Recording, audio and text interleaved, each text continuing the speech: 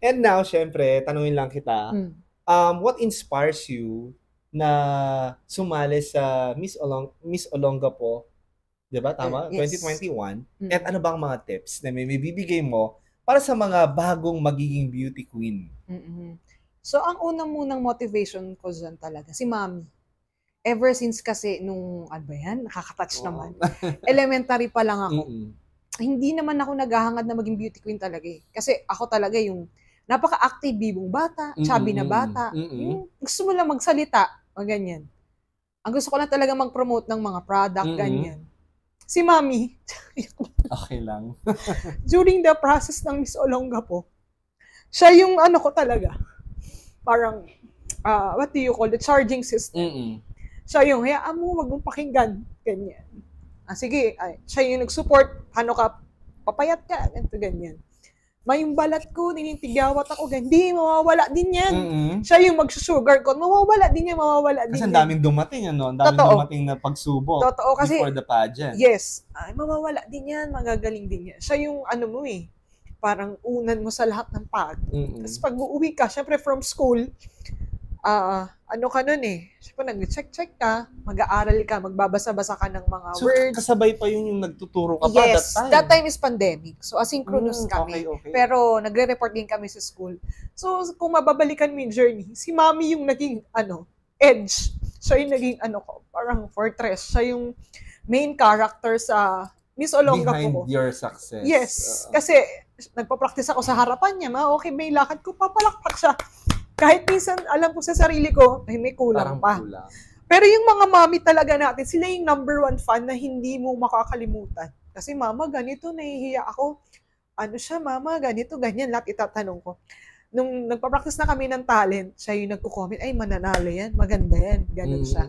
Very, very supportive siya, Yes. no? Positive words lahat ang sinasabi niya. Pero siya naman, kapag ayaw niya, pag negative at pangit, yung sinasabi niya man, as a constructive criticism naman.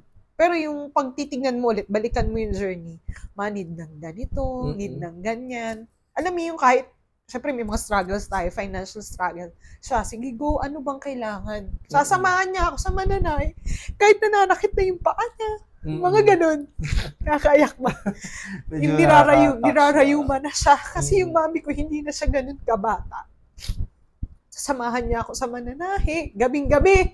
Kahit pagod siya sa work, sige, kaya yan. Alam ko mananalo ka. Ganito, ganyan. Ganun siya ka-confident. Ganun siya ka-confident sa akin. Kahit ako, even I sometimes, I always question, mananalo ba ako? Yung mga kasama ko, ang pipitit. Parang even yourself, you're asking yourself, you're questioning yourself, diba? Yes, ang mga kasama ko, mga pitit, talagang bubut pa, pang-college yung katawan. Ako, hindi naman sobrang taba, pero may laman.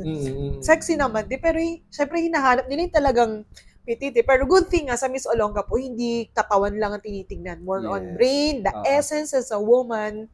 Ayun, yun naman ang... So, si Mommy talaga yung naging parang guidance counselor kasi talaga siya. Okay. Siya yung ko talaga, pahingahan mo sa lahat ng pagod mo. Pag lalo na nung sa may mga voting system, pa-likes ka pa. Talagang very supportive. Kita mo talaga yung support niya. No? Totoo. Kahit yung mga ate ko din. And nakaka-proud kasi itong project na to, parang hindi lang lumabas yung self-esteem ko eh. Yung hindi lang tumaas yung confidence ko. Si papa ko kasi noon, hindi siya pro-pageant kasi ayaw niya, nakikita kami ng bikini. So medyo conservative type si papa. Pero sabi ko naman, napaka-prestige naman na pageant to. So I'll go for it talaga. Okay. Tsaka isa pa that time, nakapagtapos naman ako ng pag-aaral. So nothing to hold naman na baka ganito, yung pag-aaral mo, maganto, maganyan.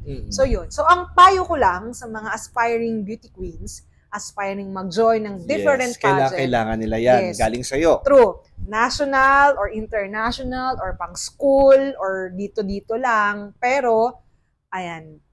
Ang masabi ko lang ay be yourself. Pangalawa, don't ever compare yourself to other women. Yes. Kasi you are unique. Iba ka. Iba ka sa taste nila. Iba ka. As in, ikaw yan. Kasi para mas lumalabas yung pagiging ikaw, yung ganda kapag wala kang ginagaya. Yes. Being natural na ikaw yan. And invest on your skincare. Kasi iba pa rin talaga pag may make-upan ka ng walang tigyawat, iba lang pag hinawa ka mo, bumpy. Natamaan ng ilaw, ang bumpy.